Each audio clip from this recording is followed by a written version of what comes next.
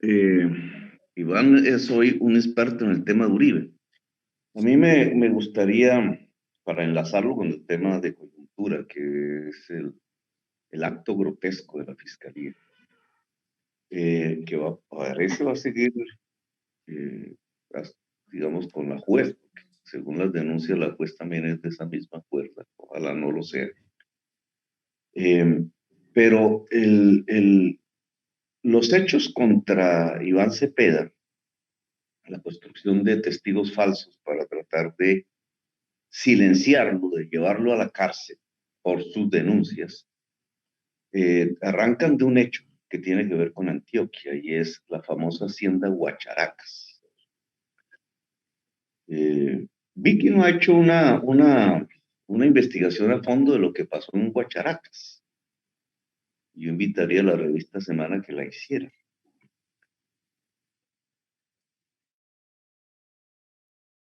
Eh, en mi debate, para mi debate sobre el paramilitarismo en Antioquia, año 2007, abril del año 2007. Me trajo terribles consecuencias del debate y considero que es mi mejor debate parlamentario.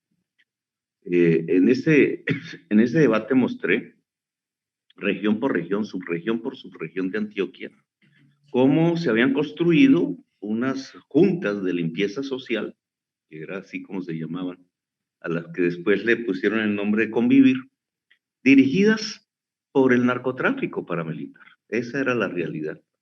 Los decretos los firmaba el gobernador para constituirlas, Álvaro Uribe Vélez, y llegó a tener 20.000 hombres armados.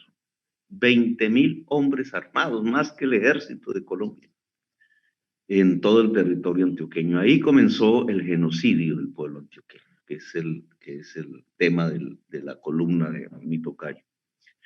Porque sobre Antioquia lo que ha existido es un genocidio. Una de esas subregiones es allá del municipio de San Roque, que es la caída desde la cordillera del Magdalena Medio hacia Puerto Berrío. Puerto Berrío era la gran capital del paramilitarismo para ese entonces. Y arriba, en el municipio de San Roque, estaba la hacienda de la familia Uribe Vélez, Guacharacas. Pues todos los indicios que yo mostré en el 2007, testimonios diversos, bajo gravedad de juramento, en piezas judiciales que habían sido archivadas, tal cual podría pasar hoy, diversas declaraciones. Yo no tuve la oportunidad de entrevistar al señor Monsalve, no lo conocía. Yo presenté fue otros testigos que ya habían declarado, campesinos de la zona, etcétera, que afirmaban que allí en la hacienda Guacharacas estaba el cuartel de los paramilitares. Se entrenaban allí en la hacienda de Álvaro Uribe Vélez. Mataban gente allí, en la hacienda de Álvaro Uribe Vélez. Y se resguardaban bajo el nombre de la Convivir, que era de un socio de Álvaro Uribe Vélez, el señor Villegas Uribe, son dos hermanos. Uno de esos se dedicaba al robo El Cóndor. gasolina porque el tubo pasaba por su hacienda, el tubo de Ecopetrol, y entonces le pusieron alias el tubo.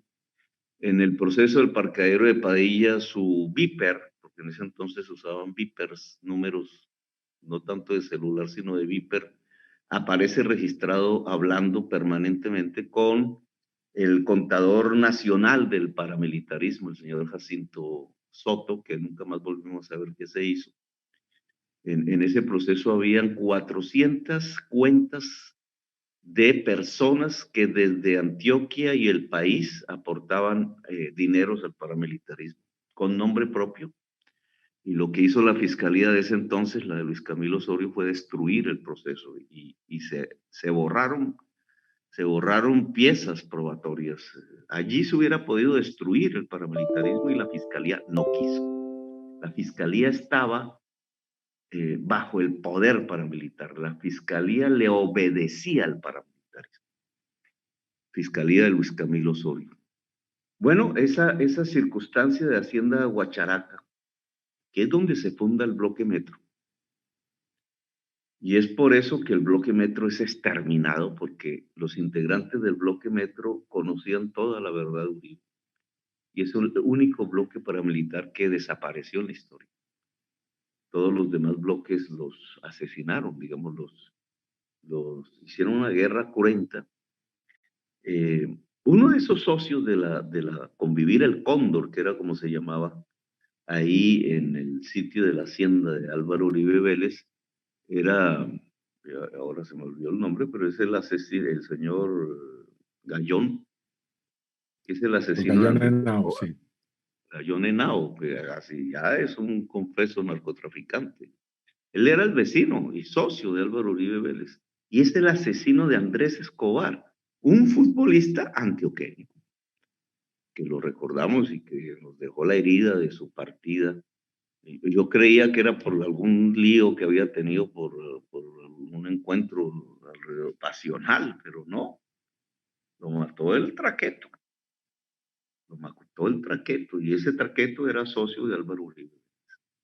Y esa verdad de la hacienda Guacharaca, y vuelvo a repetir, invitaría a la revista Semana que hiciera un artículo alrededor de este tema, es el que motiva el segundo proceso, porque Iván Cepeda recupera declaraciones del señor Monsalva, que es el hijo de un señor que es mayordomo de la hacienda Guacharacas, y él, miembro del paramilitarismo, y Monsalve dice lo que los testigos que yo había encontrado en diversos procesos ya habían dicho. La hacienda Guacharacas era el cuartel general del bloque metro paramilitar, hacienda de Álvaro Uribe Vélez. Y claro, cuando eso se va dando, pues entonces Uribe Vélez considera que su estrategia con sus abogados es destruir al mensajero.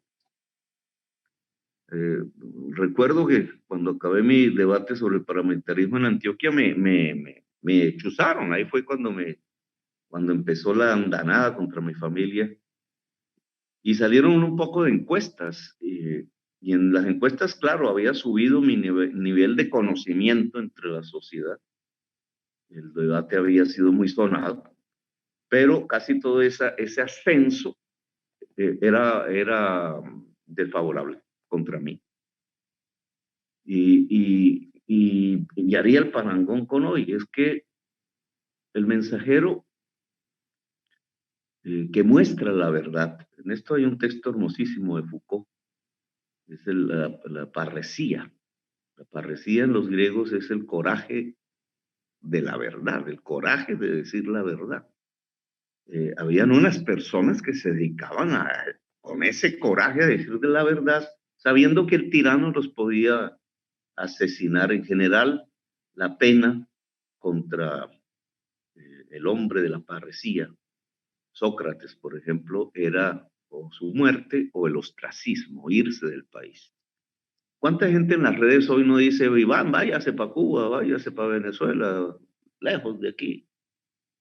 Y lo que les sucede a estas personas es que es como si estuvieran en una orgía, drogándose, al punto casi de envenenarse, de morir allí, con la luz apagada. Y de pronto llega alguien y prende la luz. Y entonces el culpable es el que prendió la luz. Y sobre él va todo el odio, simplemente porque fue capaz, tuvo el coraje de salvarle la vida a quienes participaban en esa orgía, eh, que tiene que ver con la sociedad colombiana. Digamos, la sociedad colombiana no valora la verdad todavía. Esto va cambiando, obviamente, pero les parecía por allá, para los primeros años del siglo XXI, con Uribe en el poder, la inmensa mayoría de colombianos les parecía que con tal de matar comunistas, era plausible que no se dijera la verdad. Y por eso el choque de los mal llamados falsos positivos, de la ejecución sistemática de civiles. Porque hoy la sociedad se da cuenta que no mataron comunistas, mataron jovencitos que no tenían nada que ver con la política. Y simplemente para lograr un aplauso popular en el sentido de que se estaba ganando una guerra, una cosa bárbara, como si fuese de la época de los romanos, cuando echaban los prisioneros y los esclavos a los leones, a los cristianos a los leones. Pues más o menos nosotros no somos como sociedad en ese entonces del auge del uribismo como los cristianos, sino como los que aplaudían el que los leones se comieran a los cristianos. Eso ha cambiado. eh, Gustavo lo muestra con claridad. Las encuestas muestran el desplome de todo ese proyecto. Es un proyecto fascista. Así eran los nazis, así eran los franquistas en España, así eran las camisas negras de Italia. Y lo que trata de reivindicar Gustavo Bolívar es que así no es el pueblo antioqueño. Así es una élite en el país. Pero así no es el pueblo antioqueño. El pueblo antioqueño es el del arriero. El arriero es un labriego, como casi todos nosotros somos descendientes del labriego, casi todos. O nuestro padre o nuestro abuelo fue un labriego. Y el antioqueño era eso. El arriero es un labriego. Y de allí una cultura del trabajo que hizo posible la industrialización. Eh, Raquítica, sí, pero el mayor esfuerzo de industrialización de Colombia se hizo allí en Medellín, gracias a esa cultura del trabajo.